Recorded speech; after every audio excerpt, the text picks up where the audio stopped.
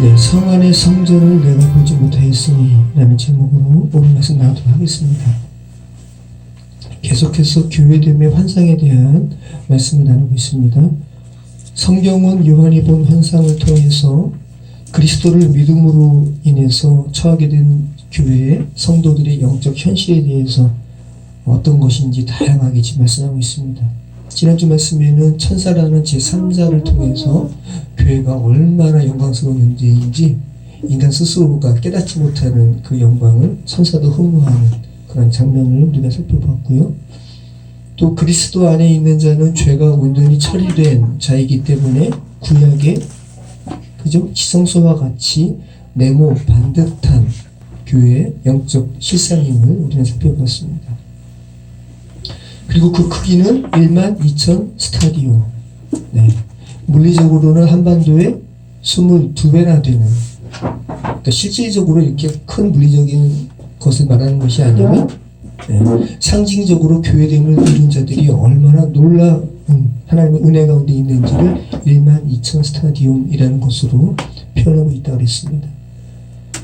자, 그리고 그 성곽의 크기는 지금 오늘 우리가 읽었는데 성곽의 크기는 144규빗, 그래서 65m, 70m라고 그랬어요. 그래서 이것은 1대 33만 비율입니다. 그러니까 이게 물리적인 성곽과 성이 아님을 우리는 치수를 통해서 알 수가 있어요. 보통 이게 성이라면 성곽은 한 이 정도 아니에요? 그죠? 그죠? 이건 아니고 성이 아예 안 보이는 건 아니고 성이 이렇게 있으면 성곽은 한 이 정도. 그럼 이게 지금 비율로 따지면 3분의 2? 그죠? 근데 1대 30배도 이게 이치적으로 안 맞아요. 1대 30이면 성이 요만하면 성곽은 요만하다는 거니까. 그런데 1대 33만이라는 것은 성 높이가 이만하면 거의 성곽은 없다라는 거예요. 안 보인다는 거예요. 이해되시죠? 그러니까 이것이 천국의 도시를 물리적으로 지금 기록한 것이 아니라는 거. 12,000 스타디움, 144 큐빗 다 열둘이라는 교회의 수로 교회의 영적 현실을 이렇게 말씀하고 있다는 거 우리 다시 한번 알게 됩니다.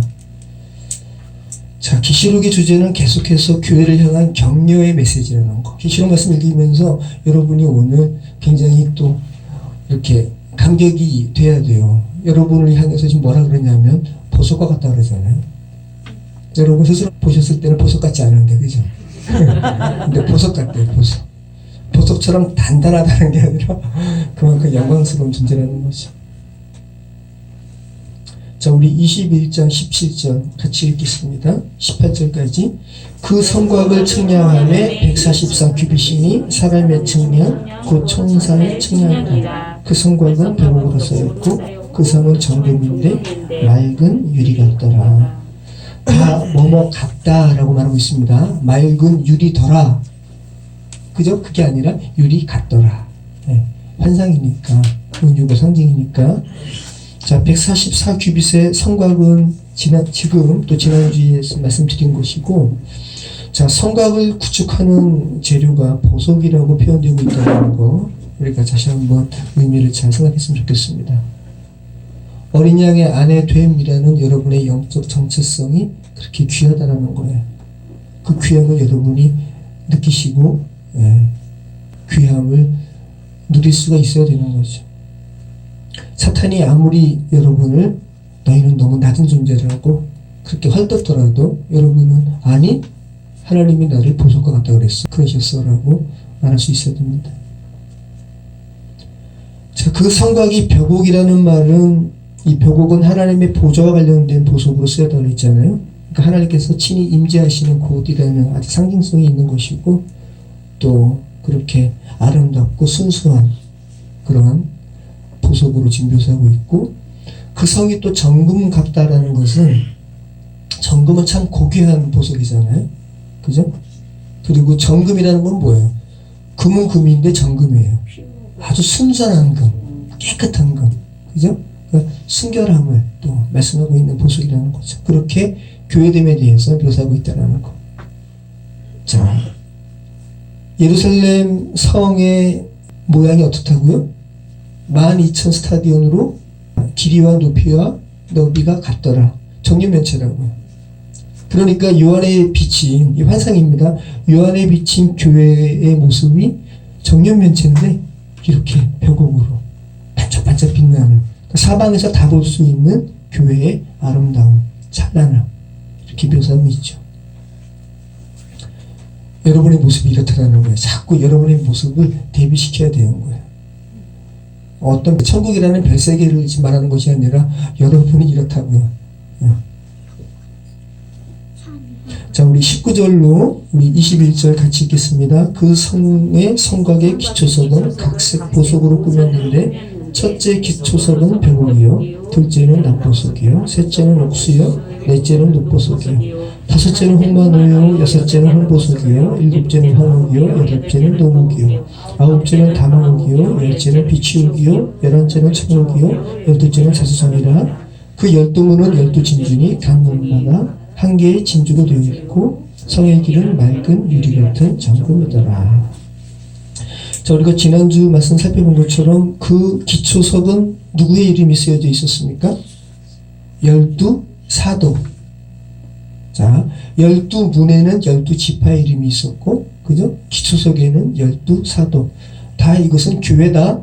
교회에 대한 다양한 묘사다라는 것을 지금 우리는 알게 되고요.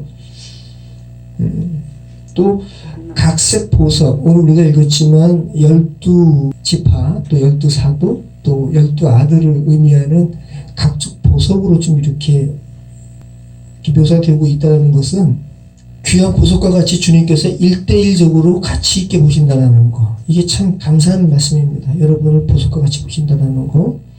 또 성곽의 기초석을 꾸며진 기초석으로 이렇게 묘사된 12보석은 구약의 대제사장의 흉패에 달린 12보석을 또 우리가 연상할 수 있습니다.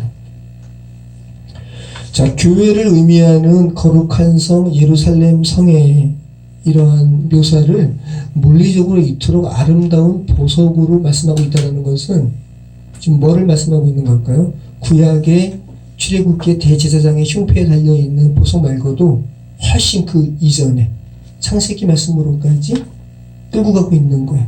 창세기에 여러분 보석이 언급돼요. 창조 기사에. 어떤 기사에 언급됩니까? 에덴 동산을 설명하면서 보석 나옵니다. 주께서 동방에 에덴을 창설하시고, 타락 전이에요. 타락 전의 모습을 이렇게 아름다운 모습으로 묘사하는 거예요. 그래서 타락하기 전에 창세기에 이렇게 첫 창조 때 아름다웠어. 근데 타락으로 인해서 이렇게 말도 안 되는 모습으로 추락했지. 근데 다시 주님께서 첫 창조보다 더 어떤 의미에서는 더 영광스러운 존재로 회복시키신다는 것을 다시 보석이라는 것으로 이렇게 강조하고 상징하고 있다는 거죠. 주님께서 동방에 에덴을 창설하시고 에덴에서부터 네 줄기 강이 사방으로 흘러 넘칩니다. 그죠? 네, 만국으로 흘러 넘치는 거예요. 그리고 네 강의 이름은 모두 우리가 얼마 전에도 다시 한번 우리가 봤는데 다 온 땅을 살리기 위해서 힘있게 용솟음치는 그런 물줄기의 표현이었어요. 히데겔, 비손, 유브라데, 또 뭐죠? 기혼강. 다 의미가 힘있게 용솟음치는 물. 여러분을 살리기 위한 생명수, 성령의 그러한 힘있는 그런 모습으로 그런 의미가 다 이 내강의 의미라는 거죠. 근데 여기에 금과 베델리엄과 호마노라는 보석이 이 내강 가운데 한 강에 관련해서 언급이 되고 있어요. 어떤 강입니까? 비손강. 한번 읽어볼까요? 창세기 2장 11절 같이 읽겠습니다. 첫째 이름은 비손이라 금이 있는 하윌라 온 땅에 들렸으며 그 땅의 금은 정금이요 그곳에는 베델리엄과 호마노도 있으며. 아멘. 자, 여기 베델리엄이라는 보석은 참 이게 어떤 의미인지 성경에 많이 나오지 않습니다. 그런데 그 원어 사전을 보면 향기나는 나무의 진액이라는 의미가 있고요. 향기나는 나무의 진, 향기 난다는 거, 보석. 네. 그리고 진주로 또 번역한 번역본도 있어요. 라틴어 성경과 영어 성경의 일부는 이걸 진주로 표현했어요. 진주도 보석이죠. 자, 그 다음에 나머지 두 보석은 뭐예요? 금과 호마노. 네. 금은 교회를 또 의미하는 성막에 사용된 금속이 금이에요. 지난번에도 우리가 속죄소 그 영상 봤는데 아름답게 빛나죠. 근데 그게 다 통으로 다 금이 아니라 거기 그 짠 나무는 조각목이라는 굉장히 아름다운 나무도 많아요. 그런데 그 조각목은 사막에서 광야에서 자라는 정말 볼품없는 나무예요. 그거를 이렇게 깎아가지고 조각목으로 만들고 그 위에다가 금으로 이렇게 입힌 거예요. 여러분이 교회됨이라는 것은 정확히 이거와 똑같죠. 여러분 스스로를 보면 보석 같지 않잖아요. 그죠? 정말 조각목과 같은 여러분은 가치 없고, 정말 주님께서 정말 저 무적행 속으로 우리를 보내시더라도 아무런 할 말 없는 존재가 우리 안에, 그런 우리를 주님께서 예수 그리스도로 덮으셔서 성전 만드시는 거죠. 정확하게 조각목과 금은 이런 관계입니다. 금이 나오는 거예요. 그리고 호마노라는 보석은 구약의 대제사장의 흉패에 12보석이 있잖아요. 그런 관계없이 어깨, 견대에도 보석 2개를 새기고 2개를 놓고 거기에 6지파의 이름씩, 양쪽에 12 아들의 이름 다 새기거든요. 그 보석이 바로 호마노예요. 굉장히 의미 있는 보석 3개가 지금 처음에 이렇게 등장하고 있는 거죠. 자, 우리 21절 말씀 같이 읽겠습니다. 그 12문은 12진주니 각 문마다 한 개의 진주로 되어 있고 성의 길은 맑은 유리 같은 정금이더라. 진주 나오죠. 진주. 그러니까 이거 베델리엄의 뜻이 또 진주라고 번역한 성경도 있다고 했습니다. 그러니까 지금 다시 계시록에서 지금 다시 나오고 있는 겁니다. 타락한 인간을 주께서 회복시키시고 교회 만드시는 그런 말씀을 분명하게 말씀하고 있습니다. 여러분 한번 연상해 보세요. 한번 이거 요한의 눈에 환상으로 보인 걸 기록한 거잖아요. 여러분이 어떤 분을 통과하는데 진주로 된 분이에요. 어떤 마음이 들까요? 네. 그죠? 그러니까 진주로 된 분은 가치로 환산할 수 없는 천상의 아주 고귀함이 농축된 그런 표현이죠. 문은 한 장소의 품격을 아주 상징적으로 드러내는 거예요. 여러분 초가집인데 그 문을 진주로 하겠어요? 초가집은 초가집에 맞게 어울리는 거예요. 그죠? 초가집에 맞게 그런 적당한 나무로 이렇게 하는 것이 어울리지. 그러니까 지금 실질적으로 진주라는 물리적으로 성분이 진주가 아니라 천상의 교회의 이런 고귀함을 이렇게 표현하고 있는 거죠. 우리가 이 죄된 인생 가운데 정말 너무 삶에 지치고 때로는 자기 자신을 부정하고 싶은 그런 어려운 상황 속에서 우리가 인생을 살아가다가 물론 우리가 지금 교회로 회복되지만 또 궁극적으로는 또 하나님의 나라에 들어가는데 주님께서 이렇게 회복시킨 모습으로 너희가 이렇게 우리가 그 진주로 된 문을 들어가는 모습을 상상해 보세요. 자기 존재가 그 문에 들어가지 못할 존재라는 것을 알면 그 문을 선뜻 못 들어갈 거예요. 그죠?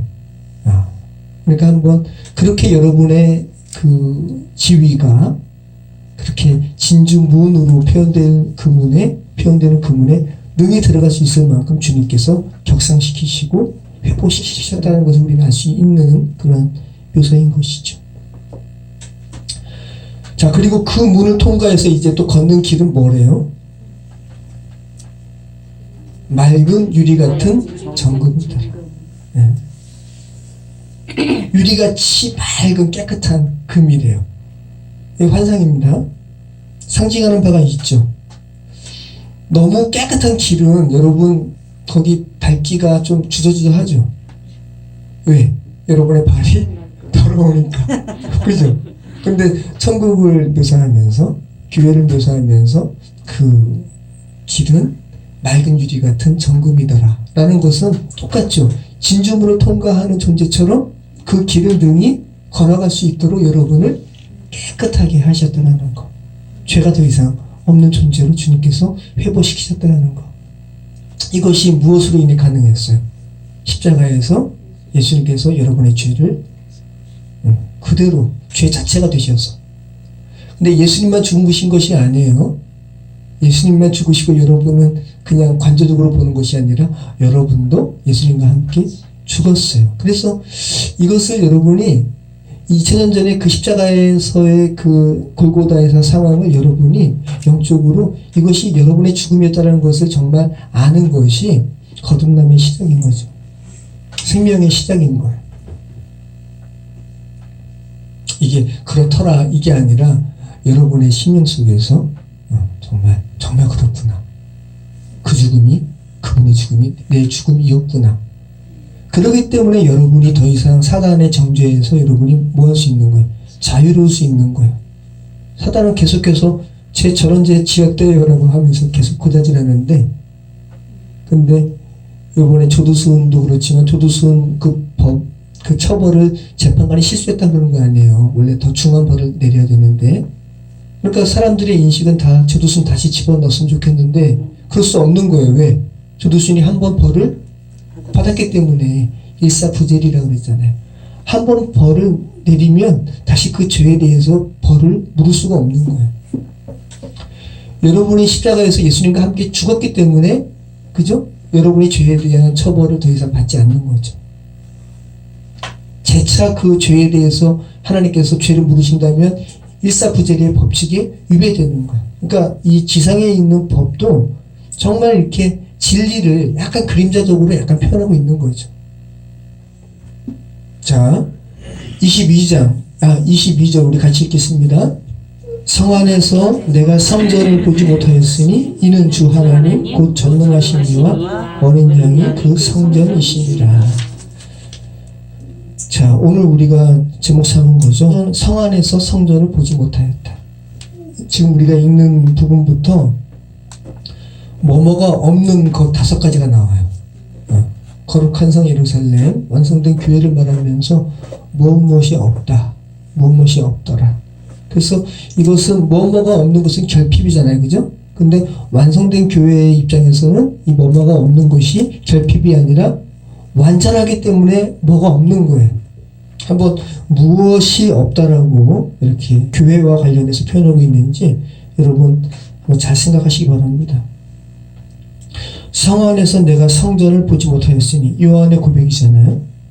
이는 주 하나님 곧 전능하신 이와 및 어린 양이 그 성전이심이라. 요한이 성 안에 들어가자마자 직감적으로 중요한 것을 깨닫는 거예요. 성곽을 지나자마자, 성문을 통과하자마자 내가 지금 성전에 와 있네 라는 것을 직감적으로 깨닫는 거예요. 성곽까지는 12보석이라는 물리적인 것으로 묘사를 하다가 성 안으로 들어가면, 그러면 성곽만 하더라도 이렇게 물리적인 12보석으로 묘사를 하고 있는데 그럼 성전에 대한 묘사는 얼마나 더 리얼하게 묘사를 할까, 이런 기대감이 있을 텐데 막상 들어갔더니 성전이 없더라. 그리고 하나님과 어린 양이 성전이시기 때문이다 라는 고백을 하고 있잖아요. 그러니까 지금 이렇게 지금 문장으로는 성 안에서 내가 성전을 보지 못하였으니 라고 성전을 보지 못한 것을 이 광경을 먼저 기록하고 있지만 실질적으로는 요한이 그 문을 통과하자마자 직감적으로 깨닫는 거죠. 내가 지금 하나님의 임재 아래 있구나. 하나님의 임재가 계신 곳이 뭐예요? 성전이에요. 내가 지금 성전 안에 와 있구나. 하나님의 임재 아래 와 있으니까 이곳 자체가 성전이네. 그러니까 물리적인 성전이 없는 거지라고 지금 덧붙여서 표현하는 것을 먼저 서두에 쓰고 있는 거죠. 비로소 눈에 보이는 성전이 없는 것이 이해가 되는 거예요. 왜? 하나님께서 지금 임재해 계시니까. 그럼 여러분의 성전이라는 것도 동일하게 고백될 수 있는 거죠. 여러분 안에 누가 계시면, 하나님께서 계시면 여러분은 성전인 거죠. 그러니까 자꾸만 물리적인 어떠한 처소를 가지고 뭐뭐 성전이라고 붙이는 것은 엄밀히 말하면 굉장히 이 그리스도인들로 하여금, 신앙인들로 하여금 헷갈리게 하는 거예요. 그냥 예배 처소라고 써야죠. 뭐 하나 건물 만들어 놓고 거기에 예루살렘 성전이니 시온 성전이니 이렇게 붙여놓고, 그죠? 그러니까 제1예배실, 제2예배실. 그러니까 자꾸만 이게 우리가 헷갈리는 거예요. 그런 걸로 이렇게 호도하게 하면. 자, 거룩한 성 새 예루살렘 성은 교회는 그 자체가 성전이기 때문에 따로 물리적인 성전이 필요 없다는 것을 이렇게 환상으로 강조하고 있습니다. 12,000 스타디온, 또 144 규빗이라는 물리적인 치수까지 동원하면서 새 예루살렘 성의 외곽을 그렇게 측량하는 모습을 보이다가 막상 가시적으로 측량할 성전 자체가 없다라는 이런 계시록의 말씀이 어떤 의미를 갖는지 여러분은 잘 깊게 생각을 하셔야 되는 거예요. 그리고 우리가 지난주에 잠시 살펴봤던 에스겔의 성전 환상과 비교해 본다면 그 의미가 더 분명해집니다. 계시록 21장 이후에 새 예루살렘 성, 또 거룩한 성, 이 교회와 관련해서는 구약의 에스겔서 말씀과 함께 읽으면, 비교해서 읽으시면 더 교회의 완성과 관련된 의미를 분명하게 여러분이 인지할 수 있다는 거예요. 교회의 완성이라는 최종적인 메시지를 더 분명하게 여러분이 느낄 수가 있습니다. 자, 지난주 말씀에 성령께서 요한을 데리시고 크고 높은 산으로 올라가셨잖아요. 그리고 하늘에서 내려오는 거룩한 성 예루살렘을 보여주셨어요. 아주 핵심적인 거예요. 교회는 하늘에서 내려오는 거예요. 사람이 땅에서 위로 짓는 게 아니라 아주 중요한 곳이고, 근데 똑같이 에스겔서 말씀에서도 하나님의 권능이 에스겔을 이끌고 크고 높은 산에서 환상을 보여주는 거죠. 똑같은 거예요. 지금 비교하는 바가 같습니다. 그리고 그 다음에 성을 자를 가지고 측량하는 모습도 똑같다고 그랬죠. 구속으로 같습니다. 자, 우리가 속사적으로 성경을 한 권 한 권 다 살펴봤어요. 한 1년 반에 걸쳐서 2년 가까이. 에스겔서의 흐름을 여러분 지금 다 잊으셨죠? 저도 까먹었어요. 그래서 다시 한번 제가 그 원고를 보면서 다시 한번 제가 흐름을 제가 살펴봤어요.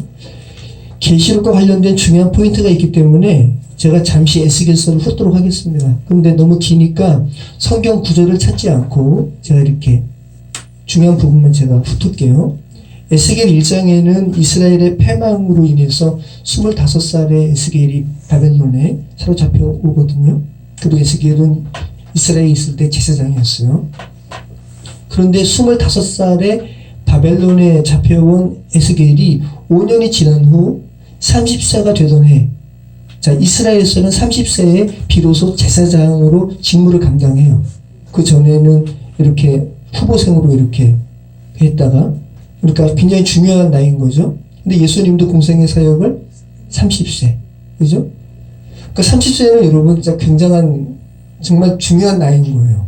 근데 우리는 예전에만 해도 30세면 굉장히 어른 같았는데 지금은 50세가 돼도 애기 같고 30세는 정말 놀라운 나이인데 여러분의 30세를 생각해 보세요.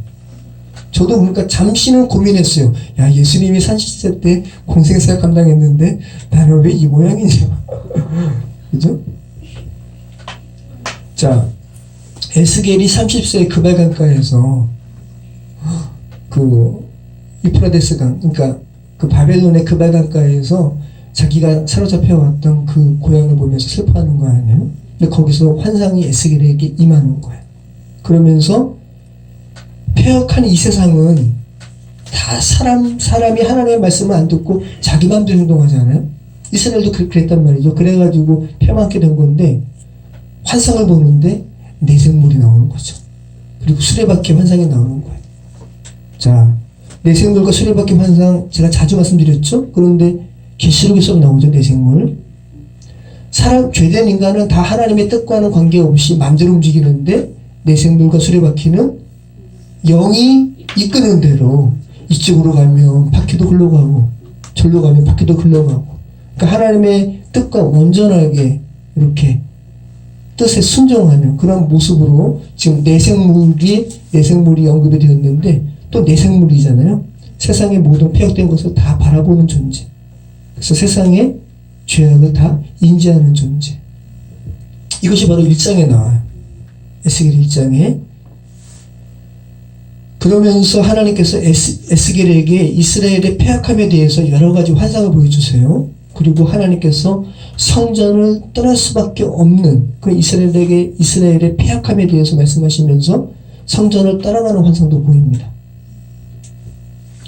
그리고 이스라엘의 그 성전에 하나님께서 떠날 수밖에 없는 환상 가운데 이스라엘의 70인의 장로가 우상숭배하고 이스라엘의 여인들이 바벨론의 신 담무스를 위해서 애곡하고, 이런 환상을 보여주시는 거죠. 이것이 바로 에스겔 8장과 9장의 내용이었어요. 그리고 10장에서 야, 이렇게 더러운, 이렇게 폐역한 이스라엘의 성전에서 나는 떠난다. 10장에서 여호와의 영광이 떠나는 그런 장면이 나옵니다. 그리고 이스라엘의 여러 가지 죄악이 기술되고, 또 이스라엘을 괴롭혔던 열방들, 암몬, 모압, 블레셋, 애굽, 에돔, 이런 나라의 심판에 대한 환상이 36장까지 열거돼요.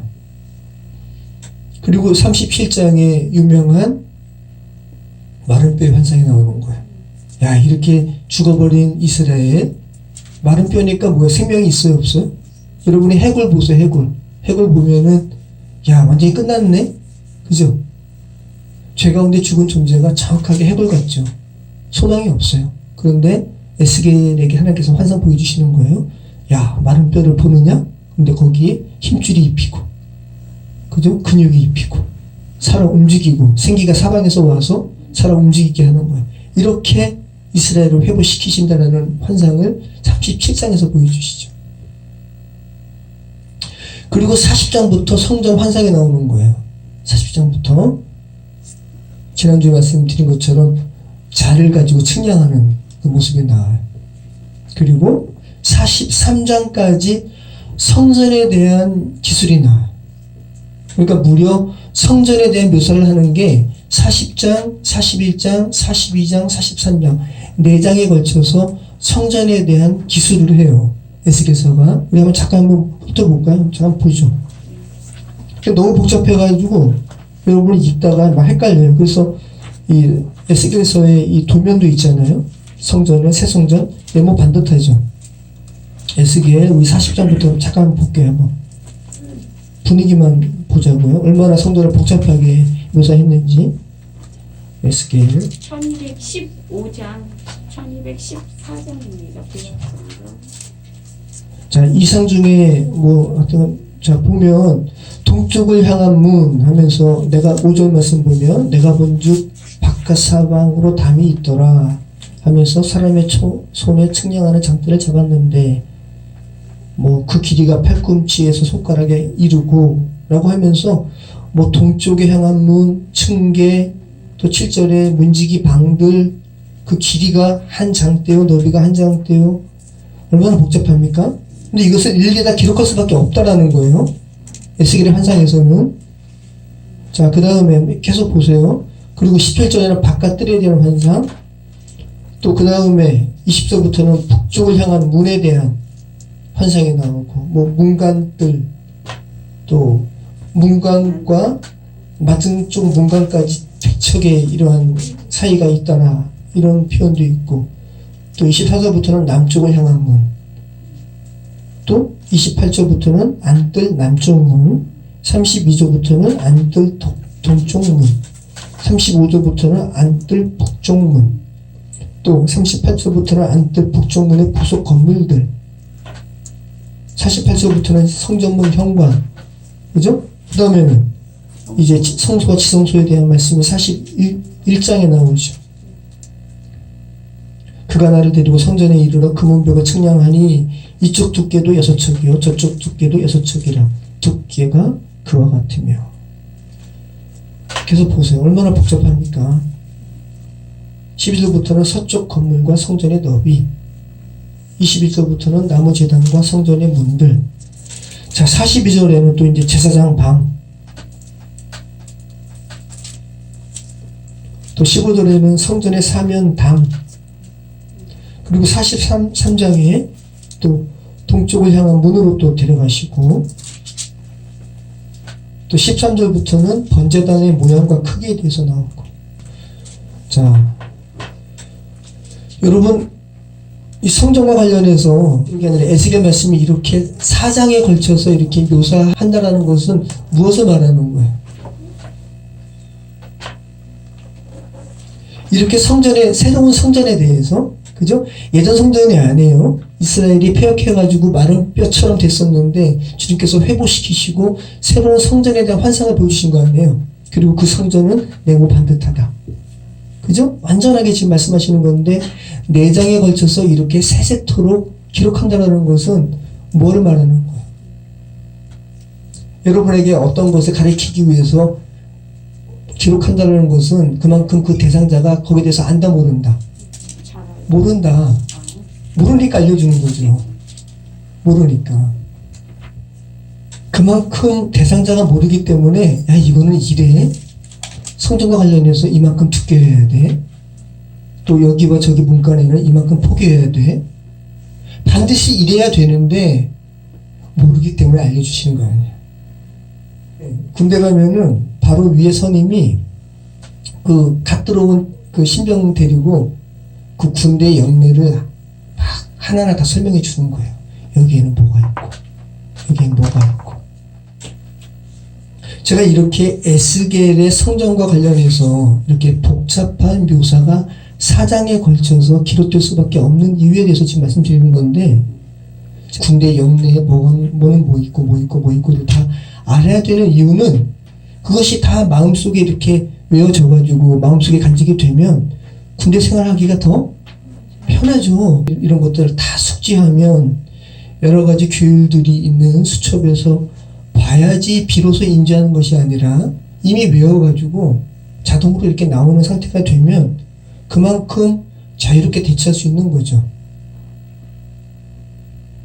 오늘 말씀과 연결 짓는다면 외적인 성전이 아니라 하나님께서 이미 내 마음속에 오셔서 성전이 되신 분들은, 그러니까 하나님께서 이미 그 마음속에 인지하셔서 성전을 이룬 자들은 에스겔서의 4장이라 기록된 성전과 관련된 묘사에서 자유로워요? 자유롭지 않아요?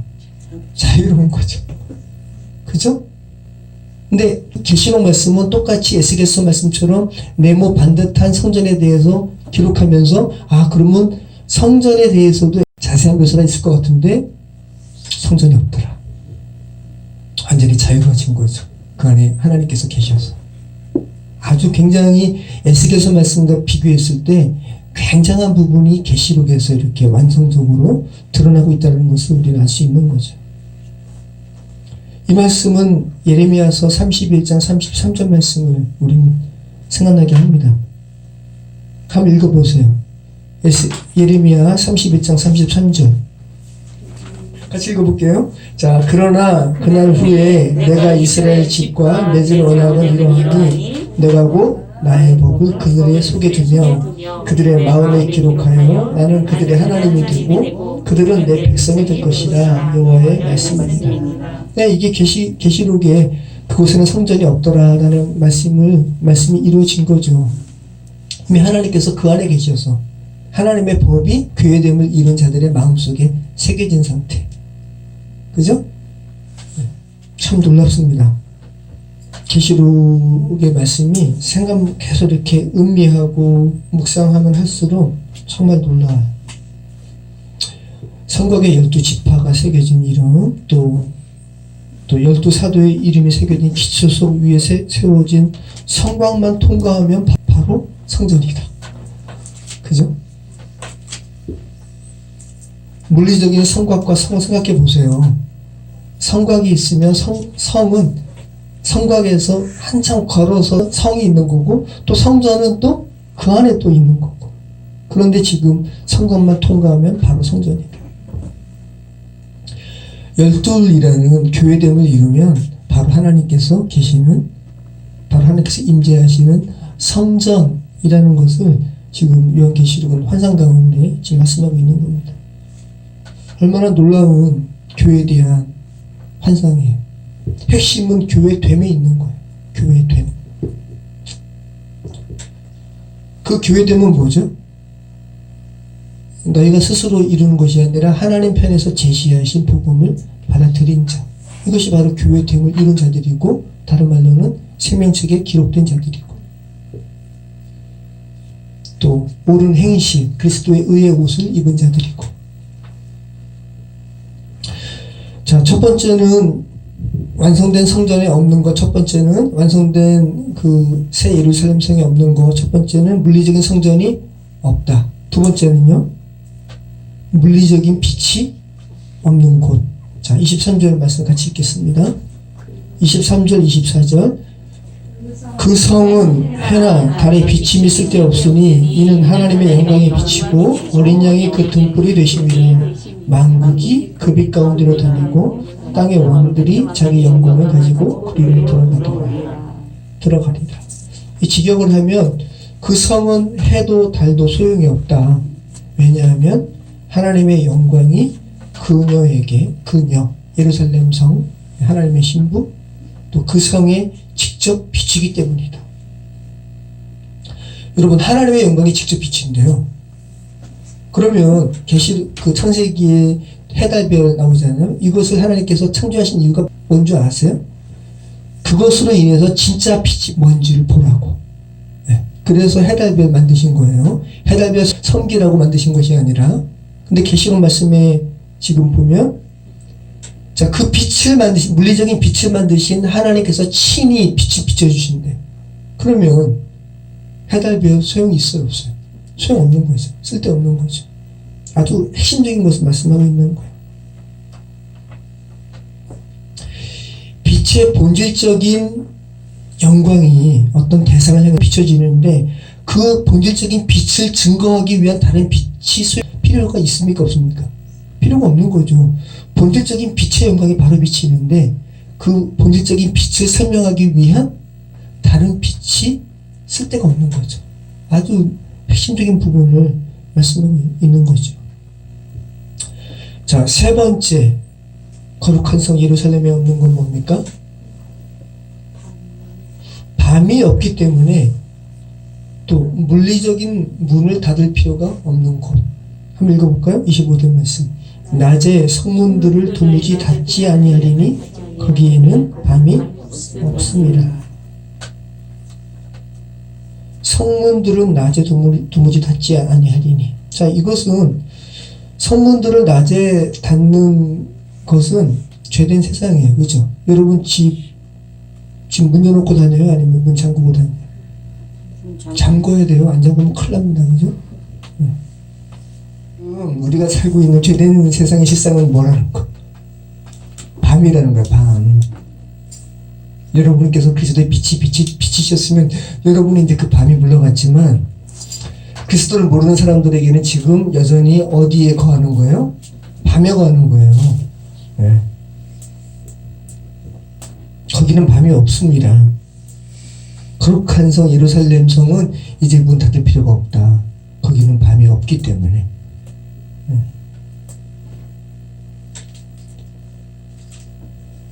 자, 이 밤은 물리적인 밤이 아니라 그리스도의 빛이 없음으로 인한 죄악된 이 모든 세상을 밤이라 할 수 있는 거죠.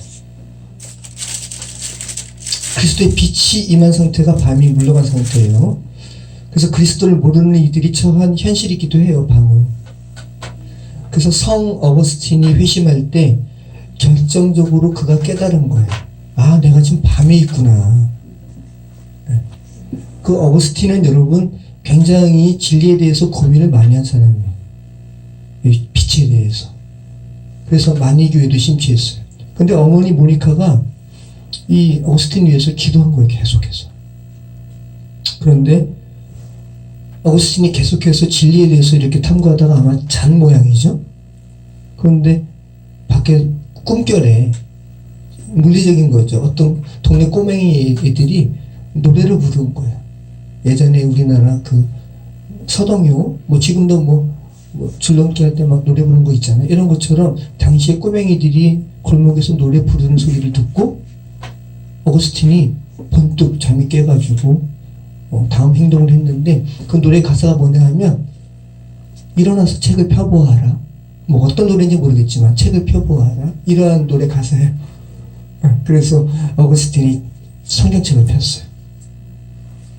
거기에 어떤 구절이 나오냐면 로마서 13장 12절로 14절 말씀이에요. 한번 찾아볼까요? 성 어거스틴이 놀랍도록 회심한 구절입니다. 밤이 깊고 낮이 가까웠으니 그러므로 우리가 어둠의 일을 벗고 빛의 갑옷을 입자.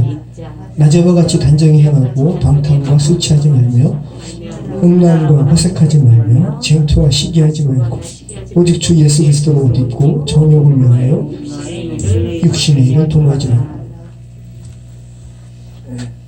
와, 이 어거스틴이 밤의 일을 벗고 낮이 가까웠으니 우리가 어둠의 일을 벗고 빛의 갑옷을 입자.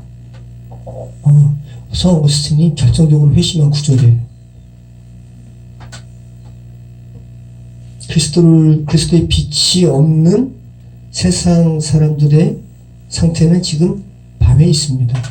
지금 밤입니다. 여러분 밤에 처해 보셨죠? 여러분 그럼 지금 밤에서 지금 낮으로 돌아오신 상태예요?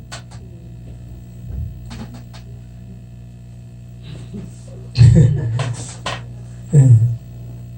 참 놀라운 말씀이죠. 자, 거룩한 성 예루살렘성 교회의 영적 현실에 대해서 말하면서 밤이 없다. 자, 그 다음에 네 번째는 26절 말씀인데 사람들이 만국의 영광과 존귀를 가지고 그리로 들어가겠고. 자, 이것은 어떤 것을 의미할까요? 여기서 이 만국이라는 것은 에스네라는 말이거든요. 에드노스. 그래서 요한계시록이 아닌 다른 성경에서는 이방인으로 번역된 단어예요. 이방인. 그래서 하나님의 은혜에서 제외된 자라고 이스라엘 사람들은 여겼던 사람들.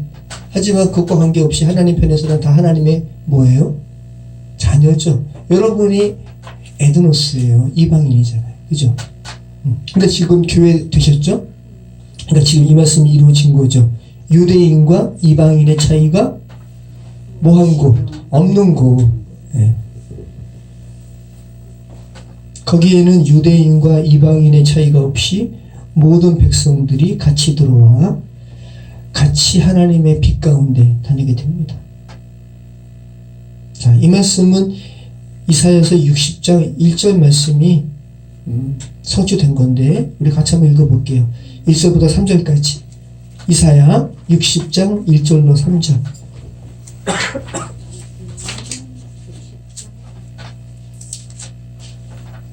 같이 읽겠습니다. 일어나라 빛을 발하라. 이는 내 빛이 이르렀고 여호와의 영광이 내 위에 임하였음이니라. 보라 어두움이 땅을 덮을 것이며 캄캄함이 만민을 가리우려니와 오직 여호와께서 내 위에 임하실 것이며 그 영광이 내 위에 나타나리니 열방은 내 빛으로 열왕은 비치는 내 광명으로 나오리라. 예, 열방이 빛 가운데 나온다는 거죠. 죄된 세상의 현실을 말하고 있죠. 캄캄함이 만민을 가리운다. 어둠이 땅을 덮는다. 그런데 오직 교회 위에는 여호와의 영광이 임한다. 그 영광이 임한 자들은 이방인 유대인과 관계없이 빛 가운데 위치한다. 놀라운 말씀이죠. 자, 27절 말씀 우리 같이 읽겠습니다. 무엇이든지 속된 것이나 가증한 일 또는 거짓말하는 자는 결코 그리로 들어가지 못하되 오직 어린 양의 생명책에 기록된 자들만 들어가리라. 자, 거룩한 성 예루살렘에 없는 거 다섯 번째 뭐예요? 가증한 자들이 결코 들어갈 수 없다. 네. 자, 거룩한 성 예루살렘 성에 들어가는 자의 자격 요건을 말하면서 무엇이든지 속된 것, 또 가증한 일, 거짓말하는 자의 제외됨을 말하고 있다는 것. 이것은 구약 시대의 제사장들에게 요구되는 덕목이었어요. 네. 이런 일을 행하는 자는 제사장의 직무를 감당하지 못해요. 근데 여러분을 가리켜 성경은 뭐라 그래요? 여러분들을 제사장이라고 그러는 거예요. 그럼 여러분이 정말 제사장이 되셨다면 지금 뭐뭐 없는 것, 그죠? 여기서 속된 것, 가증한 일, 거짓말하지 않는 존재라는 거죠. 여기에 대해서 계속 여러분은 좀 이렇게 계속 이렇게 쟁투하는 삶을 사셔야 되는 거야. 그래서 그리스도를 믿었으니까 우리가 어떻게 거짓말하지 않을 수 있어. 이게 아니라 제가 이 말씀 이렇게 읽으면서 제가 요즘에 계속 아유마도 하는데 제가 이렇게 계속 마음에 부담감이 있었던 것이 있었는데 양구의 백토가 굉장히 귀한 백토예요. 그래서 예전에 조선시대 백자 그 분원이 있었던 곳이 양구인데 양구 백토가 굉장히 귀해요. 사람들이 하도 팔았어가지고 이제는 외부로 반출 안 하고 소수의 도예가들에게만 그 양구 백토를 줘가지고 연구하게 하거든요. 근데 요번에 1000개의 빛이라고 양구 백토를 가지고 1000명의 도예 작가들이 그 작품을 만들어가지고 거기에 이렇게 보내면 전시하는 프로젝트를 한 몇 년에 걸쳐서 하는데 저도 참여를 했어요. 근데 흙을 많이 안 줘요. 한 요만큼. 한 3kg. 근데 제가 책임감이 있잖아요. 정말 잘하고 싶은 거예요. 너무 잘하려다가 막 이것저것 섞어가지고 아주 좋은 작품으로 하려다가 작품이 안 나왔어. 양도 별로 안 많으니까 다 깨고 하나가 남았는데 제가 너무 부끄러운 거예요. 이거를 내자니 이 작품은 곧 전데 제 위신이 있지. 그래가지고 어떡하지 하다가 그 양구 백토가 그 원흙은 아주 하얗지가 않고 약간 회색기가 있어요. 그래서 제가 고민하다가 그리고 그걸 다시 보냈다가 또 뭐 다시 흙을 받고 얼마나 번거로워요. 또 기증서도 써야 되고 막 여러 가지가 있는데 그러니까 이것을 전화하다니 미안하고 그렇다고 또 흙은 받았는데 작품을 또 안 내면은 또 예의가 아니고 그래서 고민해가지고 제가 가지고 있는 흙을 배합해가지고 그 색깔이랑 똑같이 내서 빚어놨어요. 빚어놨는데 아이 엄마하고 이거 어떡하지. 근데 이거를 보내면 원래 취지는 양구 백토 가지고 만든 걸 전시하는 거니까 거짓이잖아요. 근데 이제 이분들은 1000명의 그 도예 작가들을 그걸 받아서 막 이렇게 몇 년에 걸쳐서 하는 거니까 내가 또 귀찮게 하는 걸 수도 있으니까 그냥 이렇게 빚어가지고 보낼까 하는데 제가 요한계시록 이 말씀 거짓말하는 자들에 대한 부담감이 계속 있는데 전화가 온 거예요. 033이죠. 근데 이제 몇 번 제가 안 받았어요. 070도 많고 하니까. 근데 요즘에 스마트폰 너무 좋은 거죠. 중요한 전화일 수 있습니다. 벌써 3번째 온 겁니다. 뭐 이런 게 뜨는 거예요. 스마트폰에.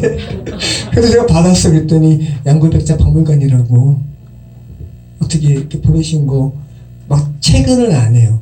4월달까지인데 좀 보내주셨으면 좋겠다. 그래가지고 제가 보내실 수 있죠? 그래서 제가 네 한 다음에 끊었어요. 그 다음에 또 이 요한계시록에 거짓말하는 자들은 그것을 갖지 못한다.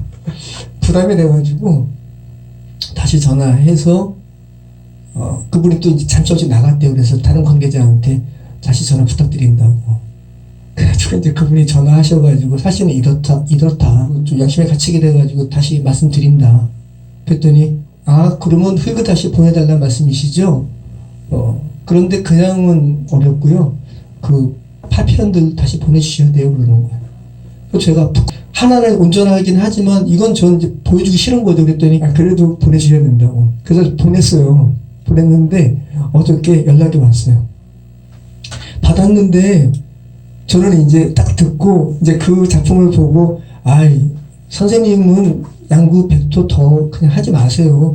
저는 이제 그럴 거라고 좀 그럴 줄 알았는데 아이엄마 옆에서 들었는데 선생님 작품 받았는데요. 그래서 제가 이제 뭐라 그랬냐면 작품이 아니라 파편이죠.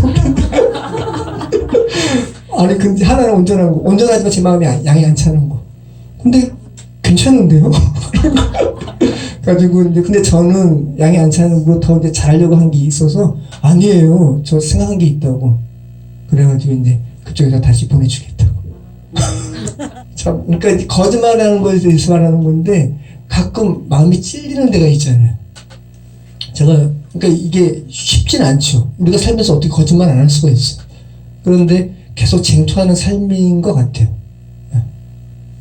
그렇지 않고 계속 이렇게 하게 되면 그만큼 성령의 민감함과 이렇게 떨어지는 거고 인생에 있어서 거짓말과 관련해서 몇 가지 민감한 그런 기억들이 있는데 요번 것도 그 중에 하나인 것 같아요. 근데 여기서 말하는 진정한 거짓말은 뭐냐 하면 하나님이 참이라고 말하는 것을 거짓이라고 하는 거. 그게 거짓말인 거예요. 예를 들어서 하나님께서는 동성애를 죄라고 하는데 자꾸 동성애 죄가 아니라고 하는 거. 이건 여러분 엄연한 거짓말인 거예요.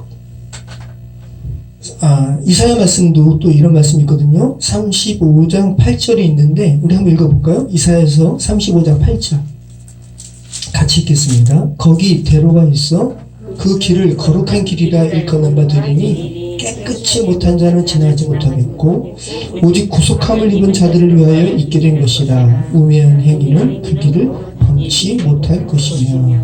예. 참 무서운 말씀이죠. 우매하다, 어리석다라는 거잖아요. 그 길을 감히 범하지 못한대요. 그러니까 이 우매함은 어떤 우매함이에요? 하나님께서 제시하신 복음을 계속해서 받아들이지 못하는 우매함, 어리석음. 너 지혜가 최고라고 생각하는 어리석음. 너는 지혜롭다 말할지 모르겠지만 너는 정말 우매한 자다. 결코 그 길 걷지 못할 것이다. 자, 우리 지난주와 오늘 말씀은 하나님의 성전된 교회에 대해서 굉장히 다양한, 그죠? 다양한 보석 또 여러 가지 소재들을 통해서 야, 너희가 처한 현실은 이런 거야. 너희가 이런 존재라는 것을 다양하게 말씀하고 있습니다. 여러분, 상징적이든 실질적인 것이든 어떤 것에 묘사를 하고 있는 것을 우리가 읽어봤잖아요. 어떤 것을 묘사한다는 것은, 그죠? 그 묘사하는 사람은 그 실체에 대한 경험이 있는 거죠. 우리가 읽은 이사야서 말씀, 성경책, 또 요한계시록은 하나님의 거룩한 교회에 대한 경험을 본 사람, 또 영적으로 성령의 감동으로 느낀 사람의 기술을 우리가 보고 있는 거예요. 지난주에 한 가수의 노래를 내내 들으면서 작업을 했어요. 도자기 작업하면서. 어떨 때는 제가 CCM 들으면서 작업하지만 또 전 발라드 좋아해요. 가요 좋아하고. 그런데 서정적인 거 많이 좋아하는데, 근데 몇 달 전부터 제 귀에 계속 이렇게 어떤 선율이 계속 들어왔어요. 여러분도 아실 거예요. 풀잎새 따다가 엮었어요. 예쁜 꽃송이도. 예. 이 노래가 계속 이렇게 유튜브에 이렇게 해서 잠결에도 막 이렇게 뭐 2시간 연속 재생 이렇게 잠 안 오면 들으면서 자고. 그러다가 제가 이분이 이제 92년도에 발표한 거고 저보다 5살 많아요.